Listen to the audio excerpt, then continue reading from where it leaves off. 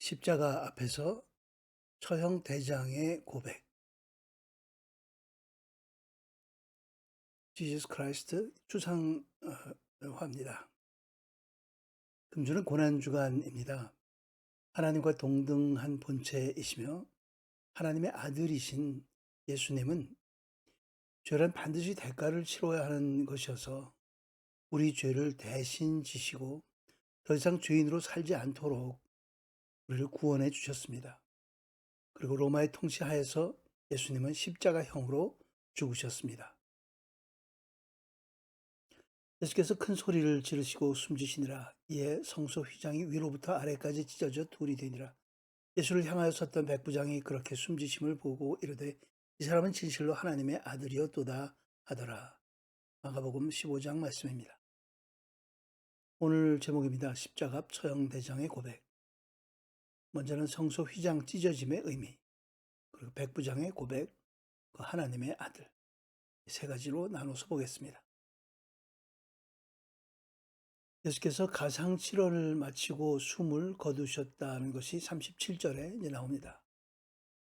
아마도 아버지 내 영혼을 아버지 손에 부탁하나이다 하는 누가복음 23장 46절의 말씀을 마지막 7번째 말씀으로 마치고 그렇게 돌아가신 걸로 보여집니다.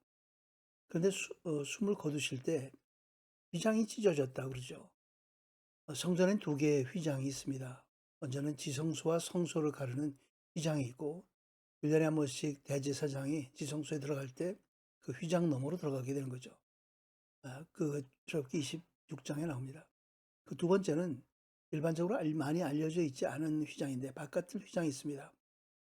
바벨론의 그 문양이 그려져 있는 아주 굉장히 화려한 모양의 그 휘장이 있었다고 합니다. 모든 사람들이 볼 수 있는 뜰에 있기 때문에 바로 이것을 의미하는 것으로 보는 사람들도 과거에는 있었다고 합니다. 하지만 우리가 가진 이 소망은 안전하고 확실한 영혼의 닷과 같아서 휘장 안으로 들어가게 합니다. 히브리서 6장 말씀을 보면 이 둘 중에서 바로 지성소와 성소를 가르는 휘장인 것이 분명해 보입니다. 휘장이 찢어졌다. 찢음은 하늘이 갈라졌다는 것과 같은 단어를 사용합니다. 예수께서 세례받을 때 하는 일이죠. 그렇게 해서 휘장이 단순히 찢어졌다는 파괴로 끝나는 것이 아니라 하늘과의 연결고리가 열렸다는 것을 의미하는 것이죠. 숨을 거두시다. 그것은 에크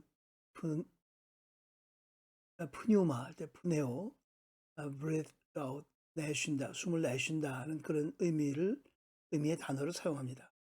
숨을 거두셨다 하는데 숨을 왜 이렇게 내쉬었을까? 그것은 우리가 예수께서 부활하신 다음에 숨을 내쉬시고 성령을 받으라 하셨던 말씀을 연상하게 합니다. 마치 성령의 바람으로 휘장이 찢어지는 것 같은 그렇게 숨을 거두시면서 숨을 내쉬니까 그 다음에 휘장이 찢어졌다. 그것은 마치 성령의 해방, 성령이 우리를 죄와 사망의 법으로부터 해방시켜 주신 바로 그 해방을 연상하게 합니다. 하나님의 성전 파괴가 시작이 됐고 성전의 시대가 끝났다는 거죠. 하나님의 반격이라고 부르는 학자들도 있습니다. 천국의 열림, 하나님과의 인간 사이의 휘장이 제거되었다. 것이 바로 결론적인 말씀이죠. 예수님의 죽음은 숨을 거두심으로 끝난 것이 아니라 두 가지 사건을 발생시켰습니다.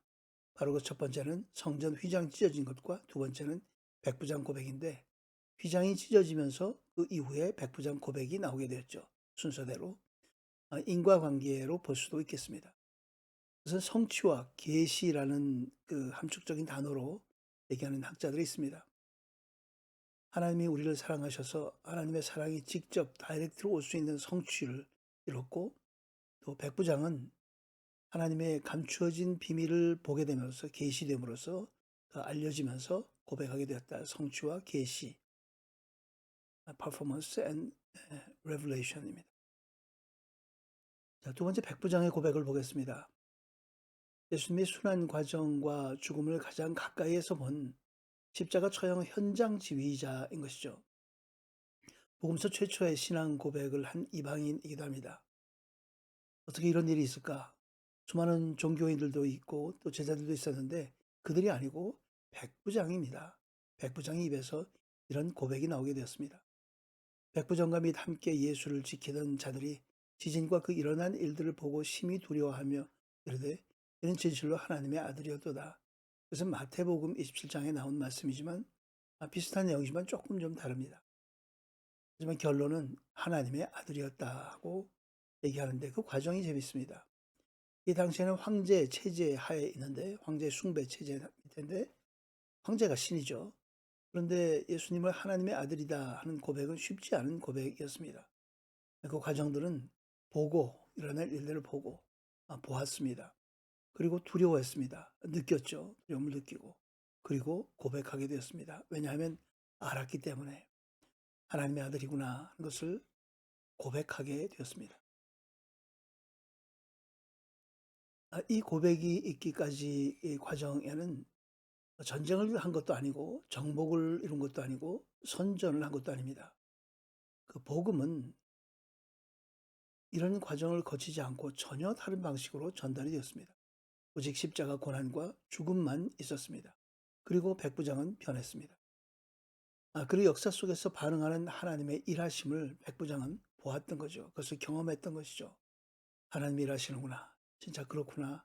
하나님과의 관계가 이런 관계구나 하는 걸 봤습니다. 적용해 봅니다. 우리의 고백은 어떤가요? 우리의 신앙 고백은 어떤가? 그냥 물에 물 탄 듯 술에 술 탄 듯 그렇게 오랫동안 교회 생활을 하면서 스스로가 신앙이 있는 것으로 착각하는 경우도 가끔은 있습니다. 우리의 고백은 바로 하나님을 경험하고 예수님을 알기를 위해서 노력하고 그것을 두드리고 마치 목마른 사슴이 시냇물을 찾는 것 같은 그런 갈급함이 있었는지 상한 영혼이 우리에게 있었는지 하는 것을 돌아보기 바랍니다. 모태신앙의 문제는 대부분 어릴 때부터 교회를 다니면서 교회 문화에 익숙해지긴 하지만 이런 절박함을 경험하지 못한 경우가 많이 있습니다. 배교의 이유가 되기도 합니다. 세 번째, 하나님의 아들입니다. 헬라 문화권에서는 하나님의 아들이 그냥 신의 아들이어서 주로 통치자 또 영웅 뭐 그런 인간적인 성취를 이룬 사람들을 하나님의 신의 아들이라고 불렀었습니다. 하지만 기독교 전통에서는 전혀 그렇지 않죠. 하나님의 은혜로 된 독특한 하나님과의 자녀 관계를 이룬 사람들을 말합니다. 하나님의 아들이라는 그 단어의 그 말의 표시는 이스라엘을 하나님이 이스라엘을 내 장자라고 부르면서 시작되었습니다. 출애굽기 4장 말씀이죠. 하지만 그것이 실패했습니다. 장자답게 살지 못했던 거죠. 그러면서 점점 범위가 좁아지게 됐습니다. 백성의 대표자와 하나님의 대리자들을 하나님의 아들이라고 부르게 되었습니다. 그렇게 흘러 화살표가 있습니다. 그러다 다윗의 후손 사무엘하죠. 다윗의 후손을 하나님의 아들로 부르게 됐고 또 의로운 남은 자들 예언서에 가면 남은 자들을 얘기합니다. 그리고 의로운 개인으로 더 범위가 축소되게 됩니다. 그 의로운 개인이 이제 고통받는 의인으로서 시편 22편이나 또 이사야 52, 53장에 고난받는 종의 모습으로 나타나게 됩니다. 바로 이런 것들이 군주제가 쇠퇴하면서 또한 그들이 변질하게 되죠. 메시아를 기대하는 모습으로 이제 메시아 대망 사상으로 이제 압축되게 되었습니다. 하나님의 아들.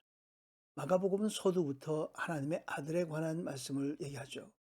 하나님의 아들 예수 그리스도의 복음의 시작이라 하고 시작을 합니다. 마가복음은 모든 복음서에 가장 먼저 쓰인 복음서입니다. 성경, 신약 성경의 최초 시작이 이렇게 시작되었단 말이죠. 어떤 아들, 하나님의 아들 예수 그리스도, 어떤 아들을 얘기하는 것인가? 그 아들은 왕의 권위를 가지고 있었습니다. 그렇기 때문에 하나님의 능력으로 사역을 할 수 있었죠. 하지만 동시에 속죄의 고난을, 죄를 사해주는 고난을 겪었습니다. 예수님의 인격과 사역을 통해서 성취한 아들, 하나님의 뜻을 성취한 아들입니다. 어떻게 성취했나? 아버지와 귀신들, 세상의 밝음과 어둠을 모두에게 양쪽에서 아들로 인정이 되었습니다. 하나님만 아들로 인정한 것이 아니라 귀신들도 아들임을 알아보았고 인정하게 되었죠. 그것은 바로 영적 세계인 것을 우리가 깨달을 수 있습니다. 하나님과 이 밝음과 이 어둠의 세력 모두에게 아들로 인정받는 이 사실은 영적 세계에 대한 것들을 우리로 하여금 눈뜨게 해줍니다. 그렇게 해서 하나님의 아들이 하나님의 뜻을 성취해 하셨습니다. 그는 십자가 죽음 전까지는 다들 이런 사실을 몰랐습니다. 그 제자들도 잘 몰랐고 또 다른 사람들도 전혀 알지 못했었죠. 많은 사람들을 구원하기 위해 치를 몸값으로 자기 생명을 내어주려고 온 것이다. 예수께서는 그렇게 일찍이 말씀하셨습니다. 메시아, 인자, 선지자, 랍비 선생님 모든 칭호를 능가하는 이름이 바로 하나님의 아들이라는 이름입니다. 하나님의 아들은 십자가는 믿음의 탄생지, 하나님의 아들이 이 십자가를 통해서 하나님의 아들임을 분명하게 알게 된 이 백부장의 고백을 보면서 바로 거기서부터 믿음이 탄생한다는 것을 우리가 알게 됩니다. 그 전까지는 몰랐죠. 십자가를 통해서 믿음이 생겨라는 것입니다. 자아가 죽어야 고백이 생깁니다. 내가 그리스도와 함께 십자가에 못 박혔나니 그런즉 이제는 내가 사는 것이 아니요 오직 내 안에 그리스도께서 사시는 것이라. 이제 내가 육체 가운데 사는 것은 나를 사랑하사 나를 위하여 자기 자신을 버리신 하나님의 아들을 믿는 믿음 안에서 사는 것이라. 유명한 갈라디아서 2장 20절 말씀입니다. 바로 그것은 십자가로부터 시작하고 십자가 믿음으로부터 시작합니다. 십자가는 하나님과 인간이 만나는 교차점입니다. 지식도 아니고 예수님과 친밀도도 아니었습니다. 제자들 보니까 그랬죠. 그리고 무슨 특권도 아니었습니다. 바로 그런 것도 아닌 오직 십자가였습니다. 십자가가 속죄 행위에 대한 십자가가 우리 죄를 대신해 준다는 그 하나님의 행위, 예수님의 행위에 대한 믿음을 고백하는 것, 그것이 바로 신앙의 첫걸음입니다. 백부장의 고백은 구원을 선포한 것입니다. 마가복음에 주요 두 주제가 있는데 그 두 주제가 바로 이 백부장의 고백에서 만나게 됩니다. 그 두 주제가 무엇이냐면 예수는 누구신가 하는 것이죠. 예수님이 누구신가? 그는 하나님의 아들이었습니다. 그리고 또 동시에 또 두 번째 주제는 믿음은 무엇인가 하는 주제가 또 마가복음을 관통하는 주제 중에 하나입니다. 그 믿음이 무엇인지를 이 백부장의 고백을 통해서 이 당시의 십자가의 고난과 또 죽음을 통해서 우리 믿음의 대상을 분명하게 알게 됩니다. 믿음은 그런 고백입니다. 그런 고백을 하고 십자가와 함께 못 박혀 살아가는 오직 그리스도가 내 삶을 주장하는 그런 우리 모두가 되기를 주의 이름으로 축원합니다. 함께 기도하겠습니다.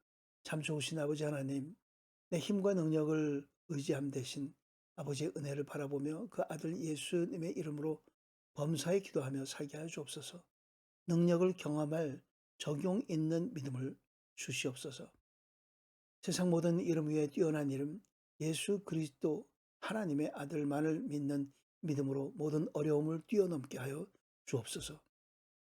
위태로워 보이는 나라와 민족이 당면한 산적한 문제들도 순적히 풀어지게 하여 주옵소서. 가족 모두에게 건강과 평안함을 허락하여 주옵소서. 예수 그리스도의 이름으로 기도드리옵나이다. 아멘. 끝까지 주셔서 감사합니다. 오늘 자료에 이런 자료를 참고했습니다. 환절기에 건강 조심하시고 다음 주 시간에 뵙도록 하겠습니다. 감사합니다.